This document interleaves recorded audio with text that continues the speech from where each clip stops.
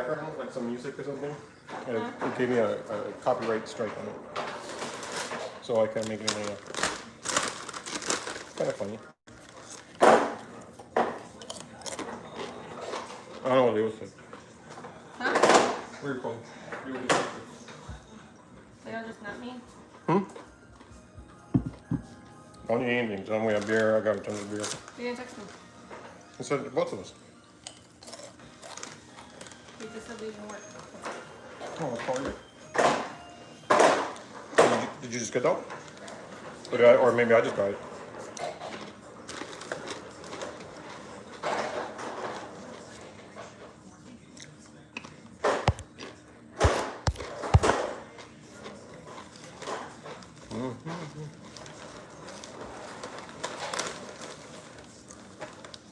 Oh, this takes a while. I wonder if there's a way that I can like set up like a timer or I think I'll probably do like a calendar, but then I have to make sure like I'm on there at the time.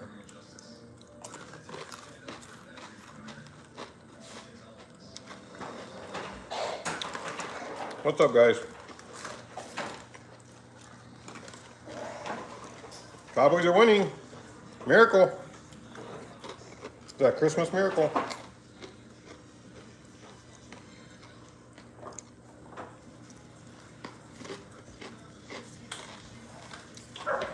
Right there, open up.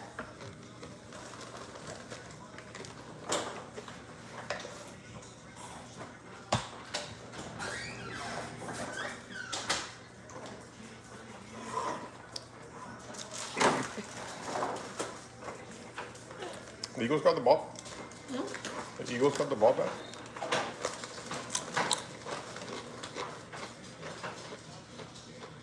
What's going on, guys? What's up, TX?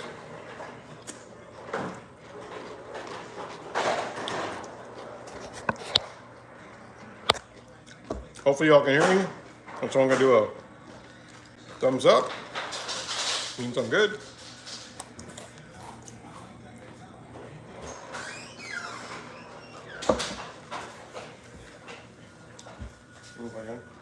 Sorry, Ray, you got to cook the sausage. We just gotta cook the sausage.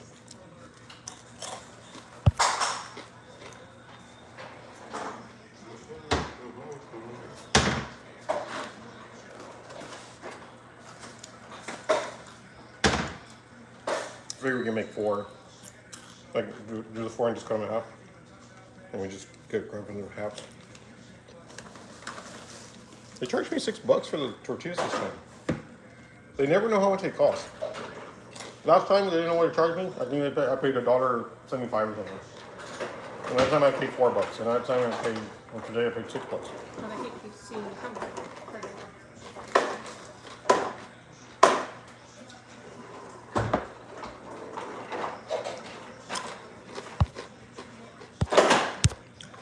All right, guys, we'll give it a little bit longer. See if anybody gets on. And if I don't get enough people, it's gonna be a very short video.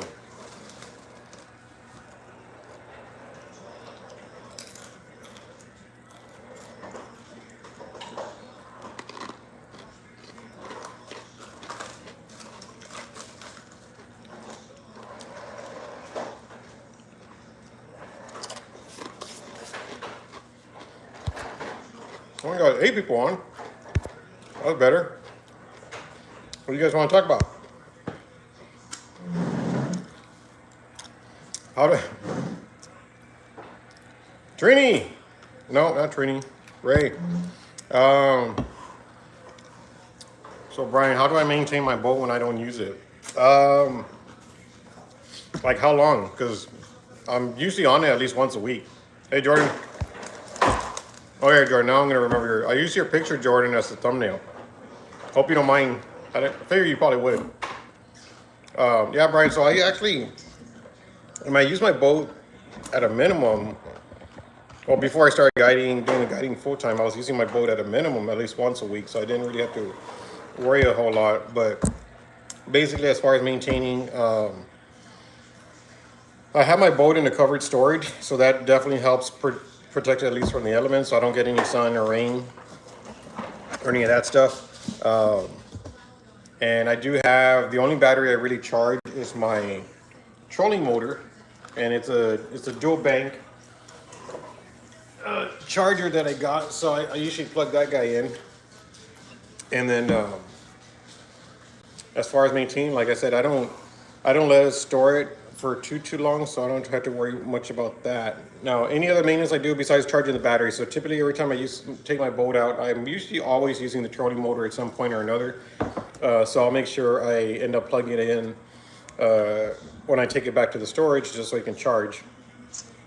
A good tip, which I actually didn't know, surprisingly, this is my third boat and I just barely found this out. So when you go to plug in your trolling motor to charge, it's highly recommended that you actually unplug the trolling motor from the connector. So the trolling motor is not plugged in per se. Only the batteries are going to be charged. My batteries for the trolling motor kept dying every year, like almost every year on the dot.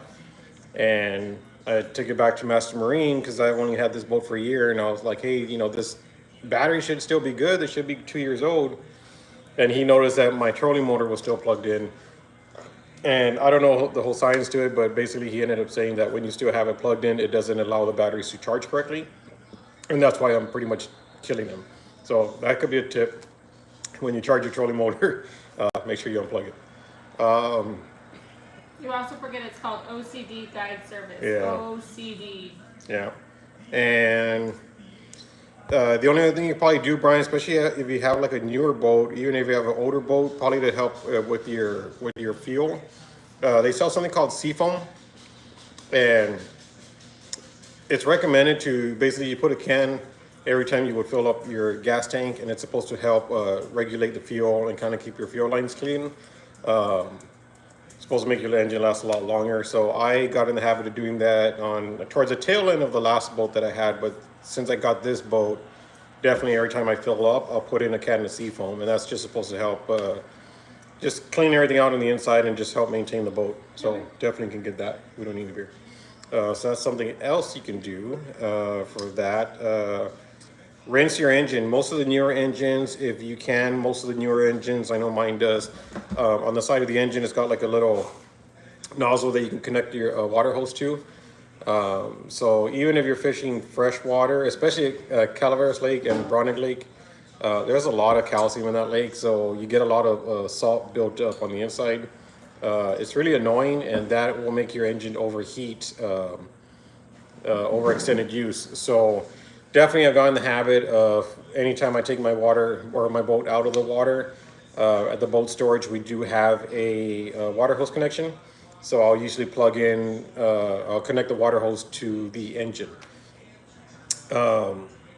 The only downside is that you can't run your engine. So if your engine was already sitting for any period of time, your thermostat probably closed already. And so even though you do that flush with the port connector, if your engine has already cooled down and the thermostat closed, you're not cycling the water through the whole engine. So then you still have to use the earmuffs, those things that you kind of put on the bottom of the engine. So the earmuffs will be the other alternative. Just connect that to your water hose, put your earmuffs on, turn on your engine, and then just let it run for, I don't know, maybe like 10 minutes, just so it can kind of help cycle some fresh water through there and kind of take out all the deposits. So that's another neat little thing you can do.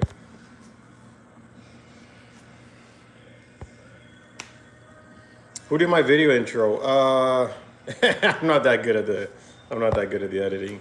My brother-in-law Louis actually did that for me. He came over one day, and I guess he had some software at home, and he messes around a lot with his computer as well. I mean, he builds his own computer also. So he kind of asked me if I wanted an intro. And I was like, sure, I've never had one. And I kind of, showed him some other intros from just some other, like, fishing guides or just other YouTube pages, fishing and non-fishing related. So basically what he ended up doing is he pulled a lot of different clips from some of my previous fishing trips, and he ended up using that to do the intro. So he had probably about 5 or 6 different ones that he sent me, and the one that I ended up putting on is the one that I ended up liking the most. So that's what I ended up using. Yeah, you're talking about, yeah, there's a lot of calcium buildup at the lake, guys. So for any of you guys that fish the lakes a lot, let's see how many of you guys have seen this. In the summers, especially in the hot summer months, you guys ever notice that your fishing line, especially if it's braid, like mine is green, but there'll be a certain time of the year where it looks white. And also, have you ever noticed that the guides on your rods, if they're usually most of the guides are black, but you end up seeing that they turn white. And even sometimes your rod tips, the entire length of your rod will start turning white. I know I noticed that a lot of mine, and that's because of the calcium. And especially in summer, there are certain times in the summer when the water just starts to get too hot. I mean, it's almost a daily ritual where I have to like just rinse my gear off because there's just so much calcium deposits everywhere. Even on my rod holders. So my rod holders, they're black, and just with water splashing on them, once you let it dry, I start noticing probably after about a week or two, I start seeing white spots all over on my rod holders, and that's all from the lake. That's all the calcium buildup. Yeah, I don't notice too much about browning because I don't fish browning in the summer, so I haven't noticed it. But definitely at Calaveras Lake, I can tell you it gets really bad out there. So really, especially if you're using your engine a lot at the lake, you have to rinse it out with fresh water when you're done. I honestly think probably the water, as far as calcium buildup of the lake, is probably worse than just the salt water at the ocean. So yeah, definitely rinse out your boat engine, guys. So what else we got? So we are cooking dinner tonight. We're just waiting for my friend Leo to show up. Should be getting here soon, and we are. So it's funny. So we are making sausage quesadillas again, and if you guys saw last week's video, we made sausage quesadillas. That is not a Sunday tradition. It just yesterday I had my family over, someone like my dad, my mom, my daughter, my sisters. They came over and we cooked. We had a cookout, so we cooked some fajitas, sausage, and heart, and we had a lot of sausage left over, so we're like, well, might as well have sausage quesadillas again. But yeah, my wife was like, she made it a point to like have me either not say that we're making it again or tell a story behind it. Jay, why don't I fish Browning Lake? I don't know. I just not a fan of it. I don't know if it's maybe just because of convenience. So if you've seen that lighthouse gas station at right across the street from Calaveras Lake, there's a boat storage literally right next door to that, and that's where I keep my boat.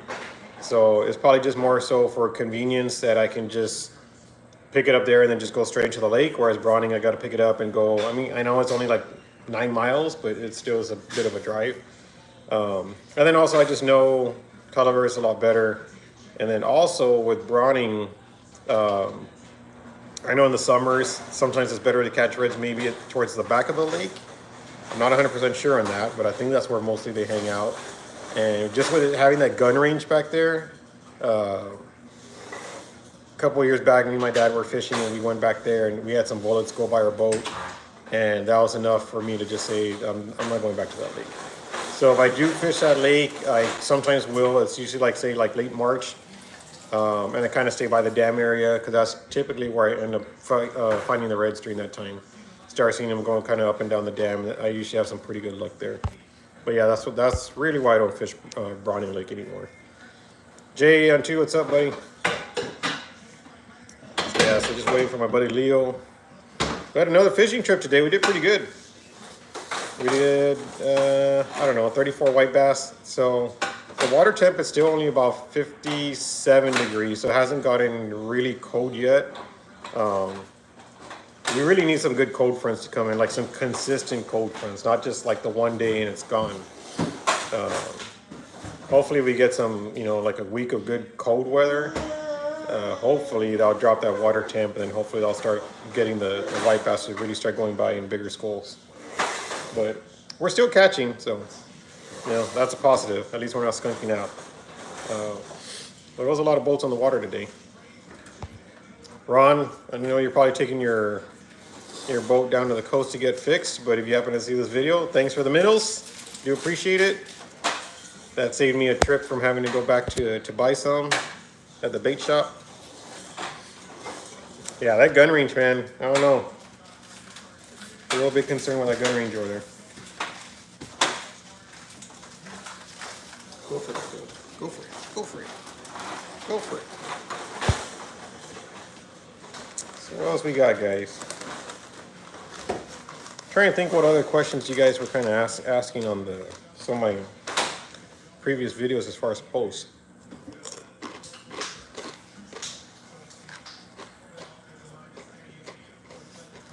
I know someone was asking me like what size rods I use.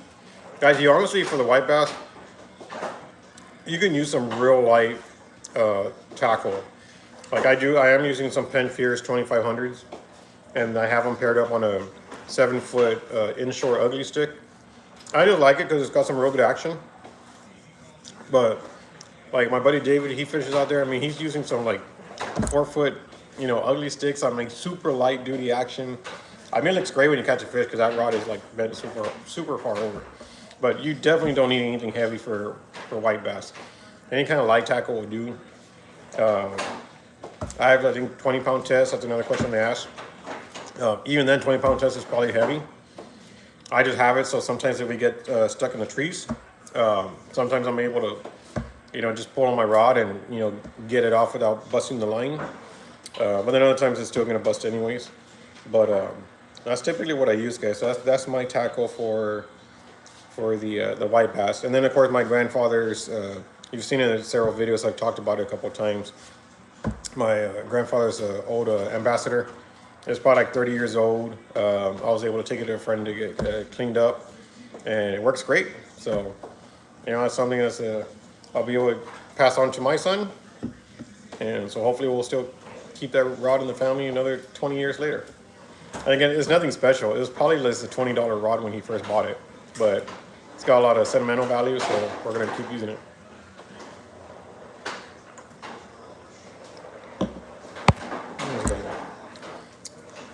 How long are my work days? Talking about the lake? Because I'm not at Target anymore, guys.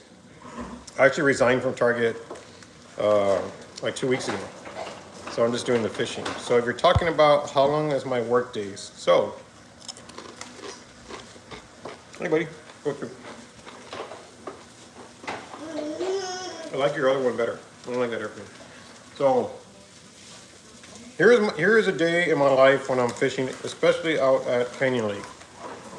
I'm usually up by like 3:15 in the morning. 3:15 in the morning. Get a shower. I have to be out of my house at 4. So get out of my house at 4. I usually get to the boat storage about after stopping for breakfast. I usually get a donut or a bear claw. I'll stop at the gas station for that, some ice. And by the time I get to the boat storage, it's probably about 4:50. And then when I'm leaving for the boat storage, it's probably about 5:05. And that allows me to get to the meeting spot for my clients at 6. So yeah, so I have to be out of my house at 4. The trip usually ends about 11. Then we got to drive back to the boat ramp. Say 11:30, we're back there because I'm not going through that river very fast. I don't want to hit another stump. And then we got to drive to the Callahan unit, take our pictures, clean the fish. By the time I'm leaving the Callahan unit, it's probably you're looking about 1:30. Got to go park the boat back, park it, and then I got to start going home. And then by the time I get home, it's usually about 4 o'clock. So it's about a 12-hour day. So I'm basically out 4 in the morning and I get back at 4 in the afternoon. Drew, Merry Christmas, buddy. Coffee? Yeah, I can't drink coffee. Hold on. No, sir. No, sir. Yeah, coffee is like a natural laxative for me, guys. I cannot drink it. Hey, Chris. I didn't get his name, Chris, but there was a guy. He was talking to me at the Flores station, and my clients told him that I have a YouTube channel, and he was like, "Oh, that's cool." He goes, "Yeah, I got a guy that I follow on YouTube. His name is Chris Flores." I was like, "Oh, you mean Muddy River Catfishing?" He goes, "Yeah." So this guy, Chris, apparently he lived. He said he used to live in Las Cruces. So I'm pretty sure that's your neck of the woods. But yeah, so Says he follows your videos. He loves them. He was asking when's the next time you're going to come down to San Antonio. So I told him maybe this summer if everything gets better. But definitely had somebody asking for you. Yep, that's pretty much a long work day, guys. 4 to 4. It's all fun. I enjoy it.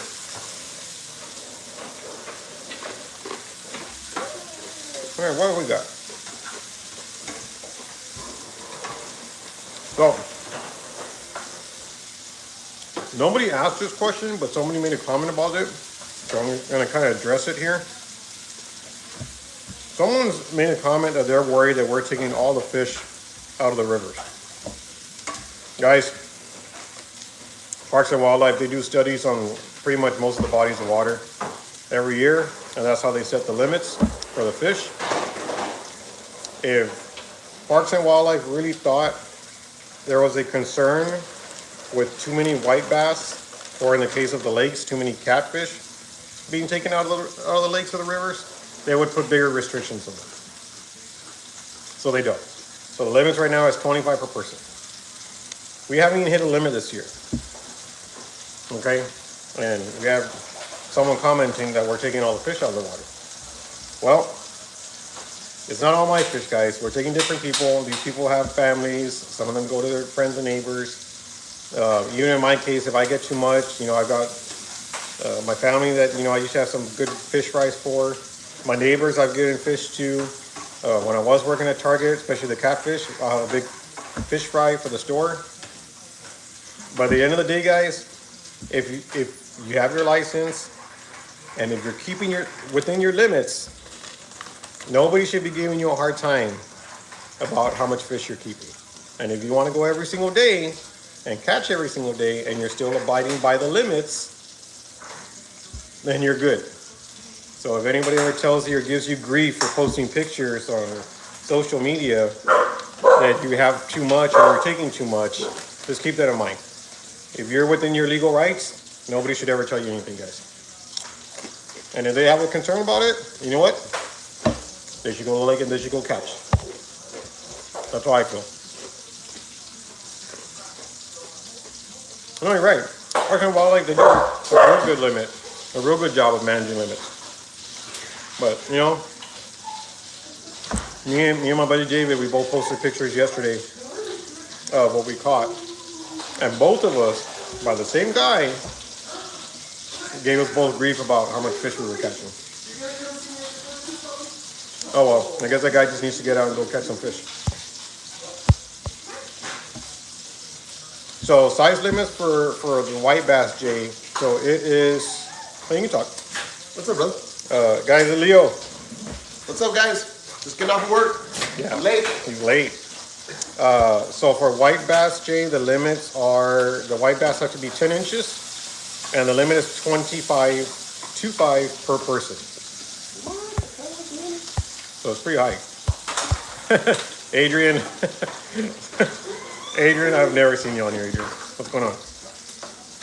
What's going on? Yeah, Chris, you're right. Like, they're not making a dent. I mean, and the funny thing is that this person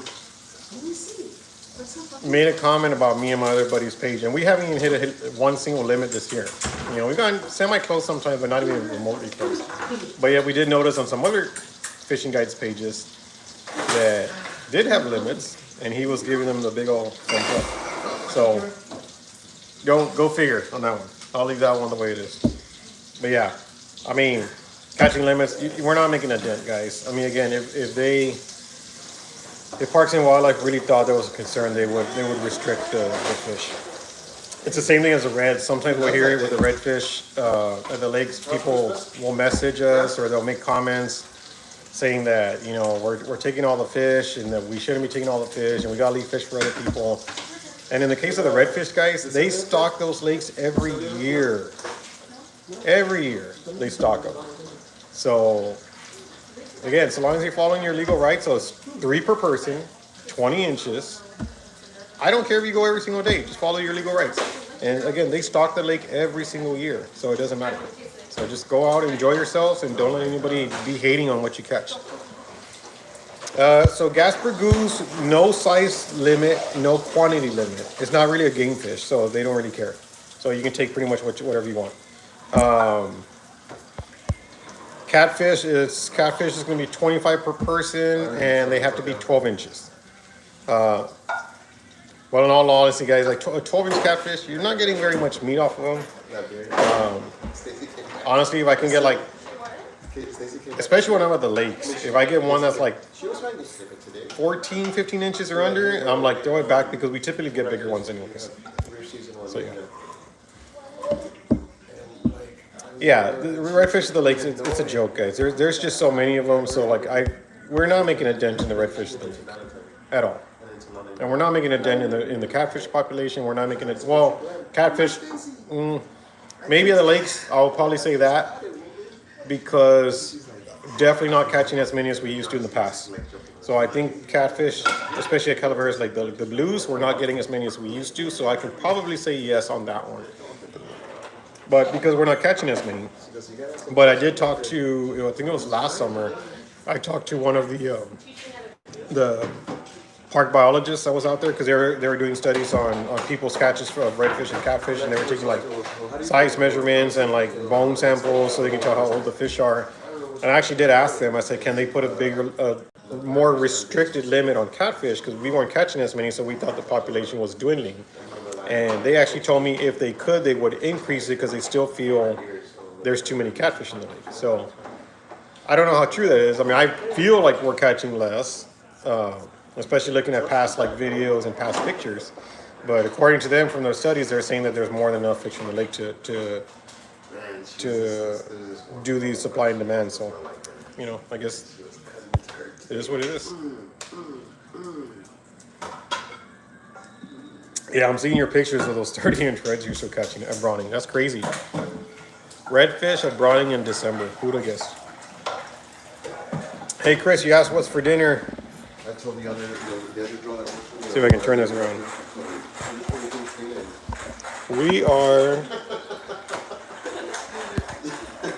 We are making quesadillas again. Again. Yeah, you're right. Maybe they are getting tired of chicken. I gotta switch it up. I think I overfed them with chicken. Maybe that's why they're not biting anymore. You gonna make the rest of the sausage? Still warm that up. Huh? I would do Okay. So yeah. So cool, guys. Well, we're getting ready for dinner, guys. We're going about 30 minutes now. Adrian again, Adrian. They're hating. They're hating on me. We don't got people. Oh. All right, guys. Well, I think we're gonna cut it short today. We got Leo here. I'm gonna start finishing the rest of our dinner. So again, guys, we're trying to make this like a Sunday deal. Sunday around 6. We've done, I think, 3 weeks in a row now. So we're gonna try and stick to the schedule as best as we can. So if you are new to watching this, thank you. My old guys, also thank you. But yeah, we're gonna try and do this every Sunday at 6 as much as possible. So yeah, thanks again. See y'all later. Leo says bye. Bye, guys. Come over there. My wife. Let's see if she says bye. She can turn around. Nope. Here she is. Yeah. She's getting better at this, guy. She doesn't really like the YouTube thing, but she's getting better. All right. See y'all later. All right.